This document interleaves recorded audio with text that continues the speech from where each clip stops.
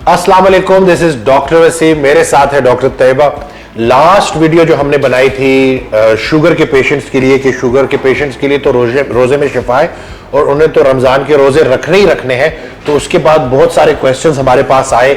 लोग जो थे वो हमसे पूछ रहे थे कि अगर डायबिटिक पेशेंट ने रोजा रखना है तो वो जो दवाइयां ले रहा होता है, जो इंसुलिन ले रहा होता है, उसको कैसे एडजस्ट करना है, इसके अलावा खाना क्या है, पीना क्या है। तो डिटेल में इसके ऊपर बात करेंगे।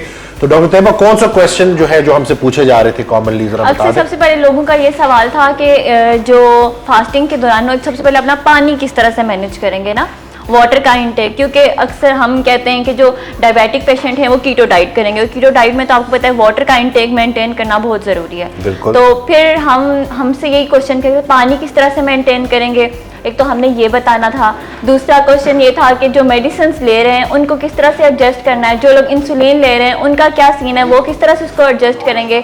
तो ये सारे क्वेश्चन हैं जो कि हम आपको इस वीडियो के एंड तक आपको इनके सारे आंसर आपको पता होंगे। तो चले स्टार्ट लेते हैं कि ज्यादा इंपॉर्टेंट वो इंसुलिन का डोज है, क्योंकि उसको लेके लोग बड़े परेशान होते हैं।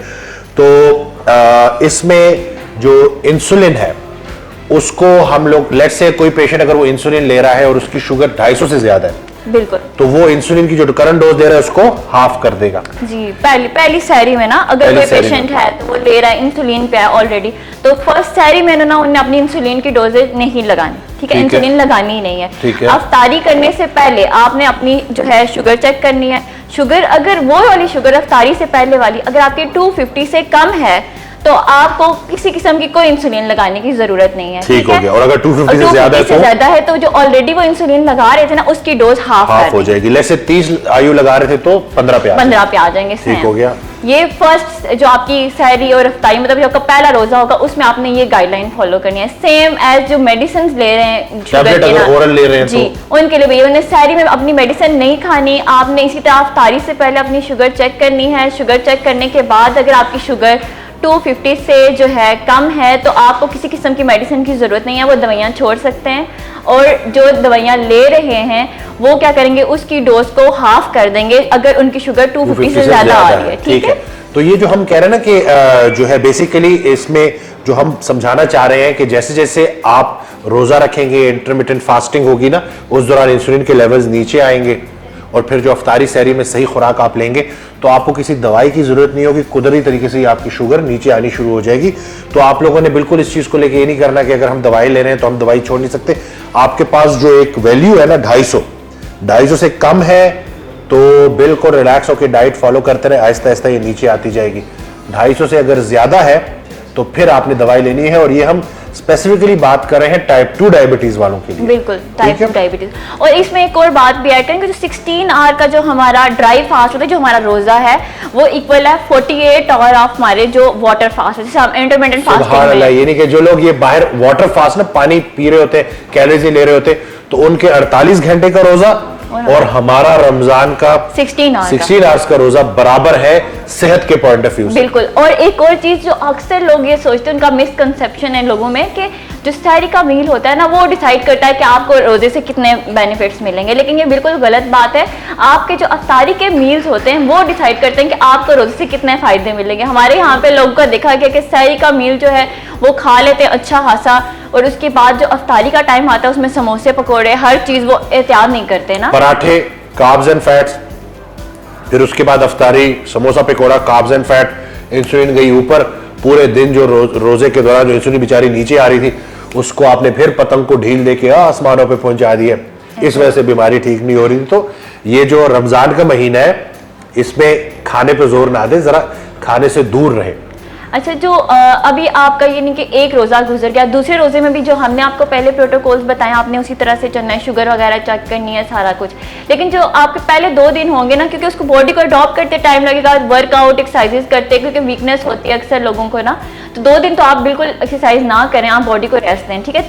जो आपका 3rd डे है ना, उस डे से आपने अपनी जो है वॉक एक्सरसाइजेज, जो इतना स्ट्रेंथ ट्रेनिंग जो कर रहे हैं, हाई इंटेंसिटी एक्सरसाइजेज जितने भी हैं वो आपने ऐड करना शुरू करनी है, और आहिस्ता आहिस्ता इनका ना टाइम बढ़ाना स्टार्ट कर 20 मिनट से आप स्टार्ट ले रहे हैं, आहिस्ता आहिस्ता फिर उसको बढ़ाते रहे।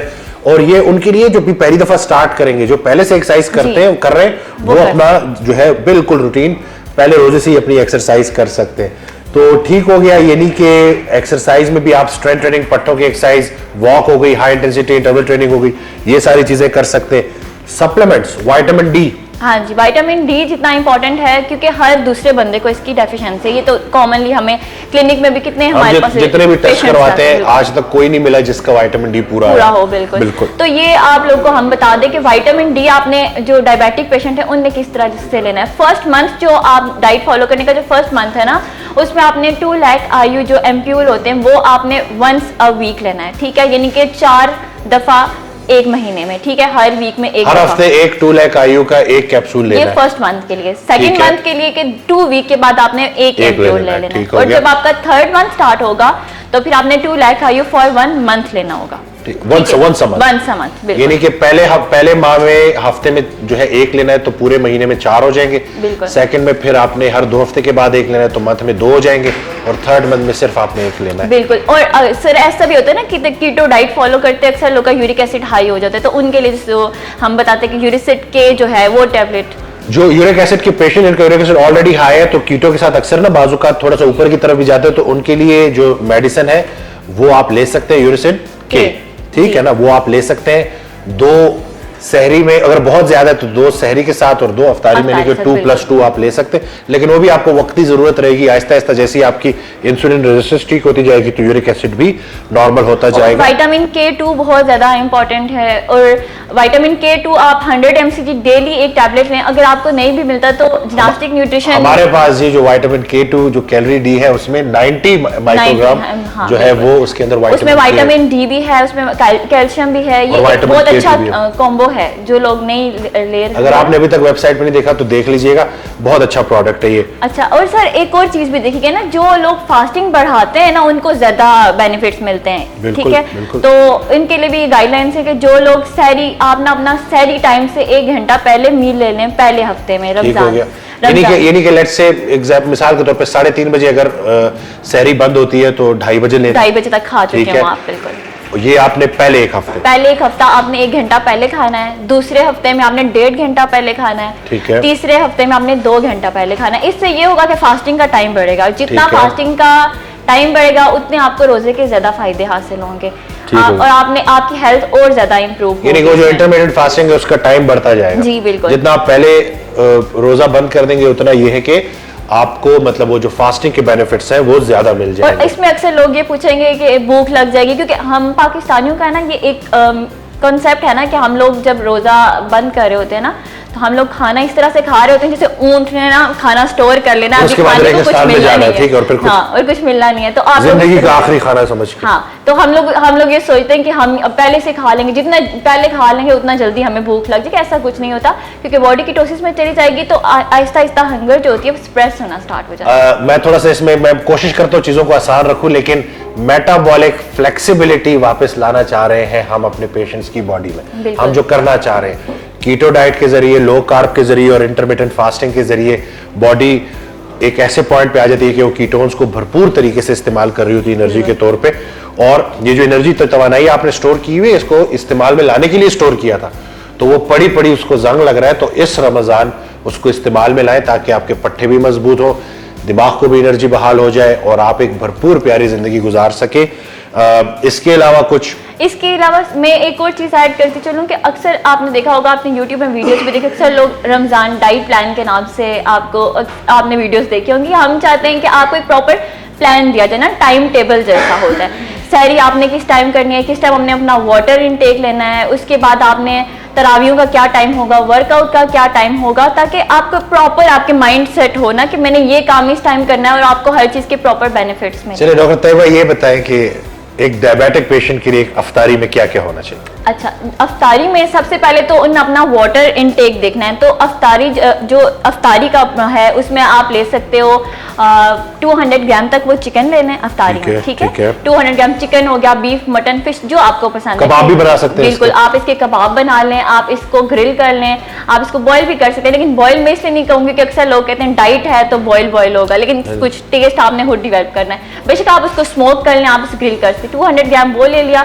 उसके अंदर आप ना वेजिटेबल ने आप बंद गोभी ले सकते हैं, शिमला मिर्च आपने 1 या हाफ कप आप ये ले लें कटी हुई, ठीक है। इनको आपने ले लिया, इन सबको आप बेशक इसको आप ग्रिल कर लें, आप इनको स्टीम भी कर सकते हैं सब्जियों को सारी। तो एक ही आप सैलड का बाउल बना सकते हैं। उसके अंदर आप ब्लैक पेपर, सॉल्ट ऐड कर सकते हैं, एक टेबल स्पून आप ऑलिव ऑयल ऐड कर दें, जैसे वो सबवे का सैलड होता है ना काइंड ऑफ, वो आपका सैलड बन जाएगा। तो वो बहुत मतलब एक तो रिच भी है, हर तरह से न्यूट्रिएंट्स भी आपको मिलेंगी, हेल्दी कार्ब्स। पनीर को थोड़ा सा देसी घी में फ्राई करके थोड़ा सा उसके अंदर कोई बादाम का आटा लगा के थोड़ा सा पकोड़े वाला टेस्ट आप ले सकते हैं। सॉस भी बना, और वो आप सॉस भी बना सकते हैं जो वाइट सॉस होती है, मशरूम सॉस, वो भी आप बना सकते हैं। आप उसी ग्रिल चिकन के ऊपर डाल के आप काइंड ऑफ एक स्टेक भी खा सकते हैं, प्रॉपर मील है।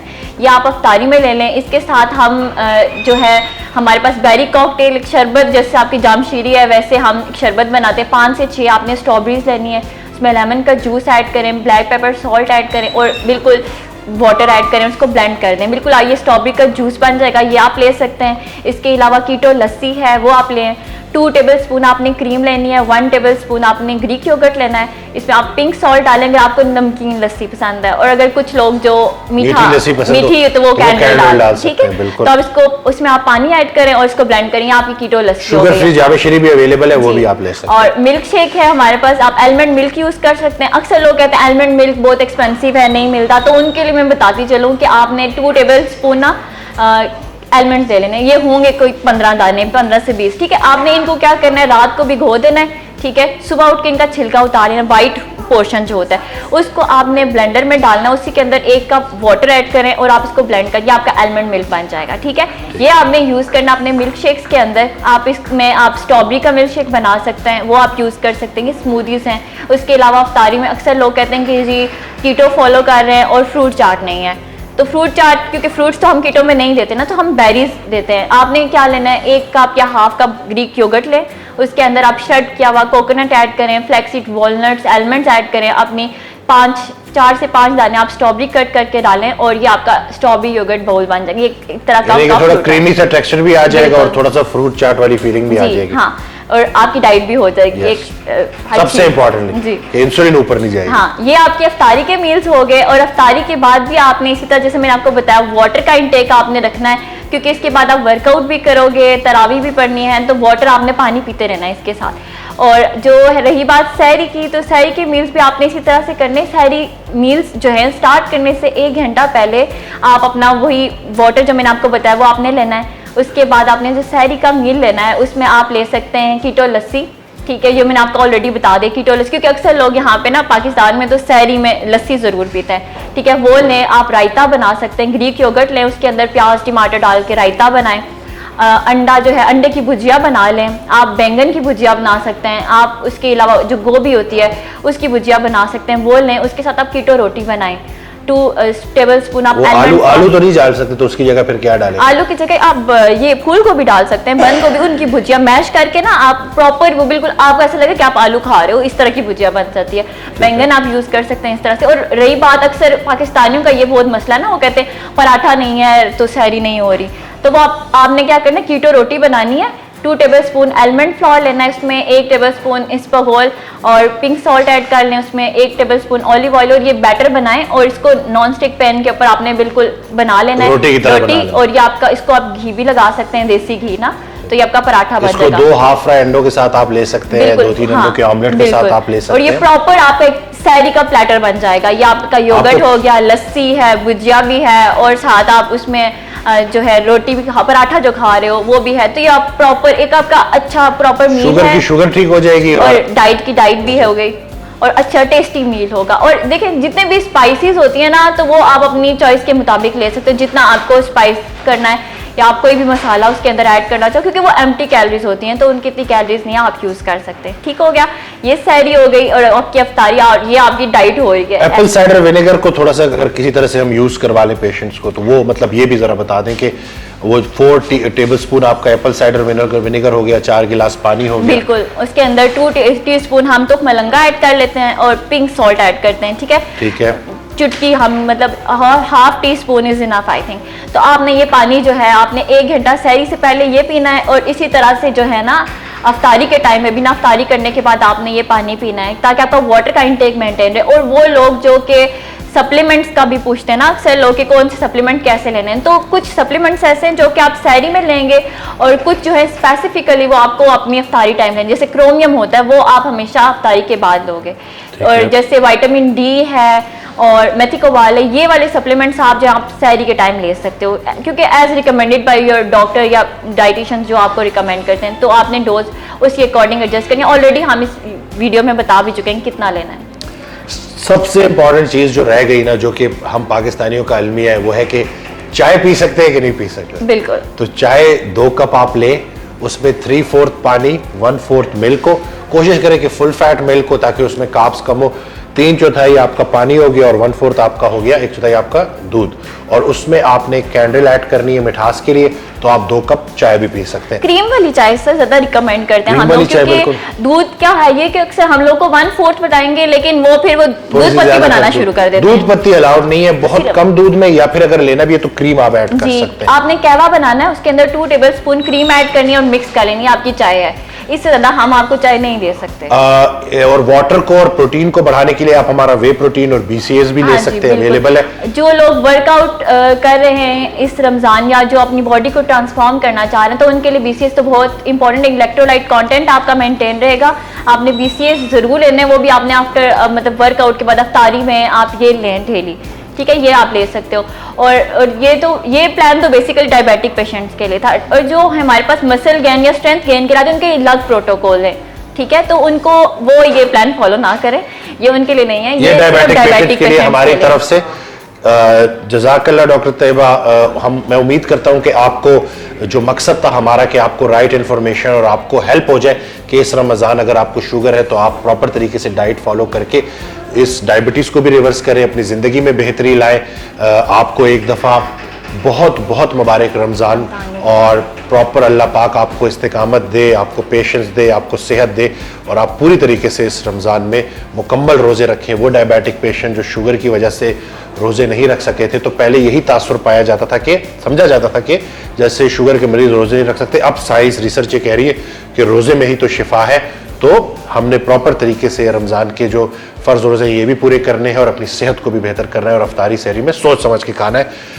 कैसी लगी आपको वीडियो कमेंट करना ना भूलिएगा, चैनल को सब्सक्राइब करना ना भूलिएगा, बेल आइकन को प्रेस करना ना भूलिएगा, और अगर किसी टॉपिक पे आप हमसे वीडियो बनाना चाहते हैं तो हमें ज़रूर बताइएगा। मुझे और मेरी टीम को दुआ में याद रखिएगा, अपना बहुत ख्याल रखिएगा। अल्लाह हाफिज़।